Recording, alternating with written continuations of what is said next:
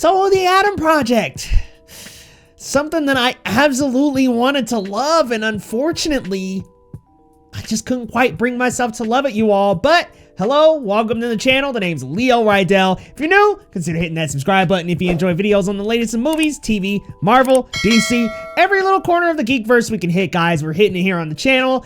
And today I'm here to review the Adam Project, which is a movie coming to Netflix Friday. And I gotta say, I didn't love it. And what's so upsetting about that is that I really love how it sounds.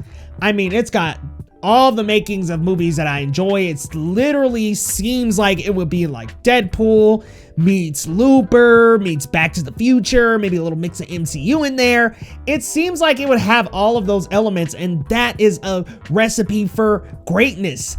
Unfortunately, it just didn't come up to that, guys. But you know what? Let's not wait too much longer. Let's dive into this review, guys. Starting out with what works. Look, I want to talk real quick about the cast. The movie stars Ryan Reynolds, Jennifer Garner, Mark Ruffalo, Zoe Saldana, and Catherine Keener, also with Walker Scobell. And it was directed by Sean Levy. And so you've got a decent list there. I mean, hey, Ryan Reynolds, Mark Ruffalo, two Marvel giants at this point. You've got Jennifer Garner.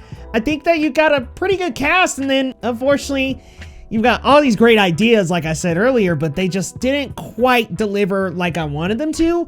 But there are some really good things about the movie. So let's start with the positives, because I'm diving too much into negative on the beginning of the review. But let's talk about what I really enjoyed about the Adam Project and what really worked for me. And the first thing that really worked was actually Ryan and Scobell. I thought they were great together. I thought the both of them had a lot of chemistry. I think that they really embody each other, which is crazy to say. Like, I feel like they are like a young and older version of a character. They really played off of each other well, and this energy really worked to where it was almost weirdly like a big brother, little brother thing, but at the same time, they're the same character. So it just works, man, and it worked. And they really, when they were together, I really felt like I was going on an adventure with them. Another thing that really works, the visual effects, I think, are actually pretty dazzling, guys. I think the visuals are really nice. I think the cinematography is very complimentary of that. I think that there are some really nice uses of weapons and gadgets, and I think that it just looks really nice. And I think that there's a nice deep blue color palette that goes with this that just really looks good. So I will give it that. It is visually stunning, and there are some very heartfelt moments in the movie. Look, there is a scene toward the ending that is just really like heartwarming, and I absolutely teared up during that scene. But it's crazy that there's these scenes, and then there are other moments in the movie that just don't quite stick the landing, the superhero landing. And I just wish that they really hit some solid foundation and were really consistent with that delivery, because I thought the good scenes were good. Like, I really just wish this movie was stitched together with those really good moments. But let's get into things that don't quite work for me. And some of the things that don't quite work, unfortunately, is the chemistry between some of the characters.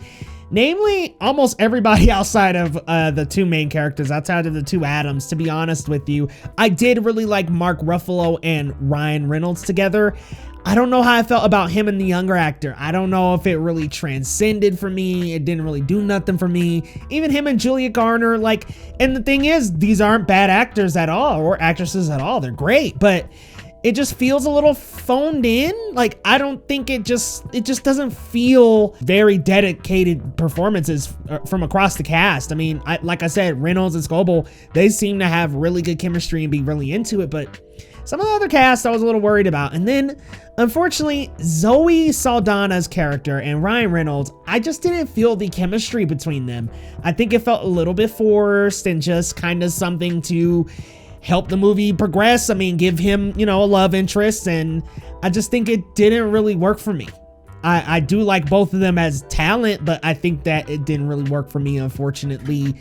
And I do think this movie, the use of runtime with this movie is not the best. I think it may need like another 10 or 20 minutes just to dive a little bit more into the lore and give us some more like mind-blowing and memorable performances and memorable scenes.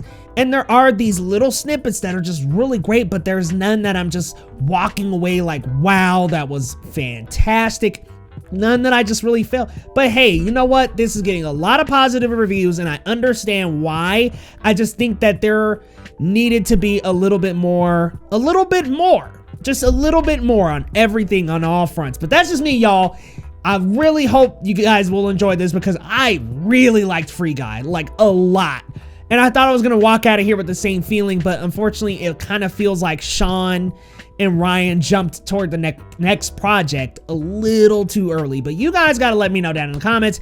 If you've seen The Adam Project, what did you think? If you haven't seen it yet, are you anticipating it? Is it one of those movies of the month that you're just super excited for? Let me know your thoughts down in the comments. And if you're new to the channel, hit that subscribe button for your boy, and we will see you next time on Geekly Goods.